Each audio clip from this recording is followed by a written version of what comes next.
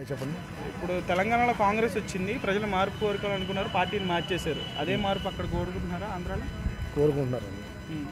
ఎందుకంటే ఎన్టీఆర్ గవర్నమెంట్ చూసుకుంటే ఎన్టీఆర్ తర్వాత నెంబర్ 1 నాయకుడు వైఎస్ రాజశేఖర గారు. ఆయన కొడుకుగా వైఎస్ జగన్ గారికి ఓటేశారు. ఆయన ఏదో ఒక్క అవకాశం అని చెప్పి ఓటేశారు, వేశారు, బాగుపడతారు. కానీ ఆయన ఏంటంటే ఎంతసేపు విద్య వైద్య అనేది పక్కన పెడితే గవర్నమెంట్ ఫామ్ చేసి అంత తెలివితే అట్లా అనికలేవు. ఆయనకి రాజకీయం తెలియదు, రౌడీజం తప్ప. రౌడీజం ఉండే నెంబర్ 1, రాజకీయం తెలియదు. ఫస్ట్ ఆఫ్ ఆల్ రౌడీ రాజకీయం నడుస్తుందంటారా? రౌడీ రాజకీయం మీరు ఆల్రెడీ చూస్తారు కదా. మీరు ఆల్రెడీ యూట్యూబ్ ఆల్రెడీ మీడియా వాళ్ళు మీరు కూడా చూస్తూ ఉంటారు. మీ ఆత్మవిశ్వాసంగా చెప్పండి. ఇప్పుడు నాయకుడు అన్నాడు గొప్పడు కావాలి. ఫస్ట్ ఆఫ్ ఆల్ ప్రభుత్వానికి వ్యతిరేకంగా మాట్లాడితే కొట్టడం, జైల్లో పెట్టడం ఇవన్నీ నిజం అంటారు అక్కడ?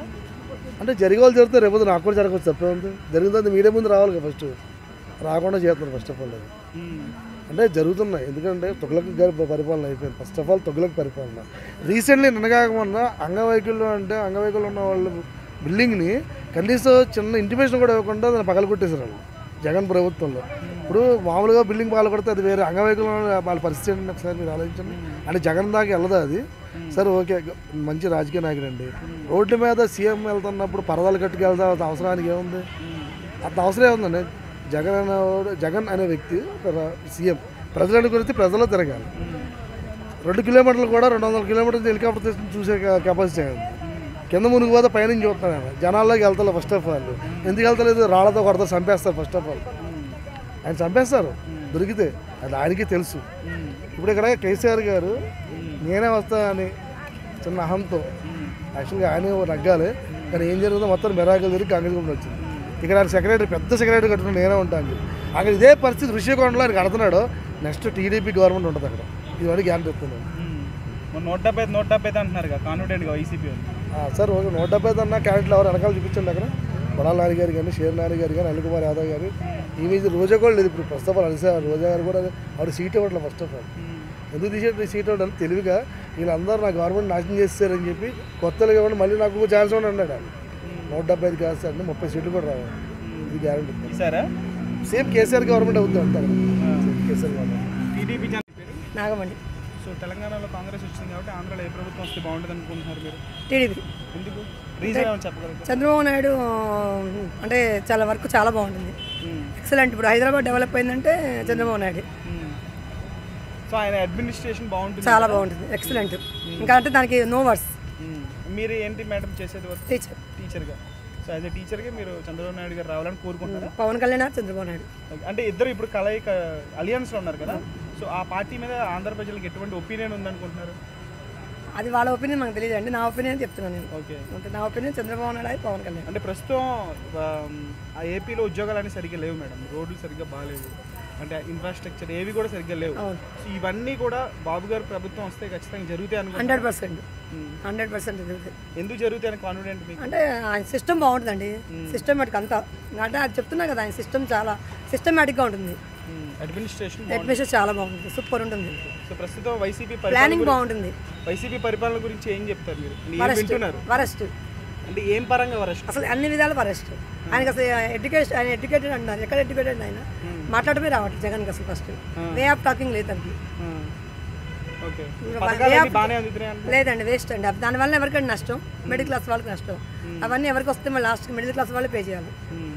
భారం వాళ్ళ మీద పడుతుంది. వాళ్ళంతా అంటే రాజకీయ నాయకులు బాగానే ఉంటారు, చివరికి లాస్ అయ్యేది ప్రజలే. సో ఫైనల్ క్వశ్చన్ ఏంటంటే 151 సీట్స్ వచ్చినాయి పోయిసారి జగన్ గారికి, చాలా భారీగా గెలిచారు. ఈసారి అన్ని సీట్స్ వస్తాయా? రావండి, 10 కూడా డౌటే. అవునా? సరే, 175 సీట్స్ ఉన్నాయి ఆంధ్రాలో. సో 175లో ఎన్ని వస్తాయని ఎక్స్పెక్ట్ చేస్తున్నారు వైసీపీకి? 10 వస్తాయేమండి. 10 వస్తాయేమో అంతే వైసీపీకి. అంతే. మిగతా టీడీపీ జనసేన కదా.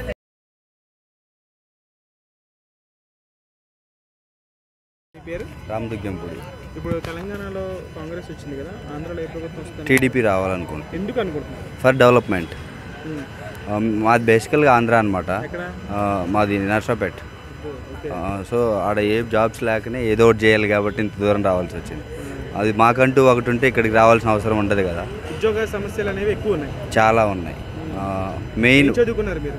డిగ్రీ బీకామ్ అయిపోయింది. తర్వాత ఫుల్ స్టాక్ జావా కోచింగ్ తీసుకున్నాను. దాని తర్వాత కూడా పెద్ద సోర్సెస్ ఐటీ కూడా ఇప్పుడు ప్రజెంట్ ఏం లేవు. మన గ్రూప్ నోటిఫికేషన్ ఏదో తీసినట్టున్నారు జగన్. అవి ఏముండదు, తోపుడు బండ్లు ఉంటాయి తప్ప ఏ జాబులు ఉండవు బ్రో. అర్థం కాలే ఏంటి? తోపుడు బండ్లు వేసే చేపలు అమ్మడం తప్ప ఏదో ప్రొఫెషనల్గా చేయడానికంటూ ఏముండదు, అది మాత్రం షూర్. సో ఈసారి ఏ ప్రభుత్వం వస్తుంది షూర్గా? టీడీపీ రావాలి, వస్తే మంచిది అనుకుంటున్నాం. మరి టీడీపీ జనసేన ఇప్పుడు అలియన్స్లో ఉంది కదా, ఆ ప్రభుత్వం వస్తుందా? అంటే రావాలని ఎగ్జాక్ట్గా ఏం లేదు, బట్ ఏదైనా సరే ప్రజలు సపోర్ట్ చేస్తే వస్తుంది. వాళ్ళు నా అలాగ ఫీల్ అయితే వస్తుంది. జాబ్ కావాలి, మా పిల్లలు బాగుండాలి అనుకుంటే ఓకే, లేదు మా పిల్లలు సంకనాగిన పర్లా మా అయితే మా వాడినే గెలిపించుకున్నా అని చొక్కాలు చింపుకుంటే రాదు. మరి పోయినసారి 150 సీట్లు వచ్చినాయి వైసీపీకి. అంటే ఒకసారి మనం గెలిపించొద్దాం. మన ఇప్పుడు రేపు మన చంద్రబాబు రిటైర్డ్ అయిన తర్వాత మనకు ఒక నాయకుడు కావాలి కదా, దానికోసం ఇప్పటి నుంచి ఒక నెతుక్కుందాం. అది కాక మన వైఎస్ఆర్ గారు పెద్ద మంచి నేము ఫేమ్ ఉన్న వ్యక్తి. సో జగన్మోహన్ చూసేసారా? ఆయన ముఖం చూసే చేశారు. ఆయన బ్లడ్ కాబట్టి మనకేమన్నా న్యాయం జరుగుతుంది, ఫ్యూచర్లో మన ఆంధ్ర డెవలప్ అవుతుంది. అందుకోసమే గెలిపించుకుందామని ఒక ఛాన్స్ ఇచ్చారు, దాన్ని మిస్అండర్స్టాండ్ చేశారు. మరి మళ్ళీ జగన్ గారు వస్తే ఎలా ఉంటుంది?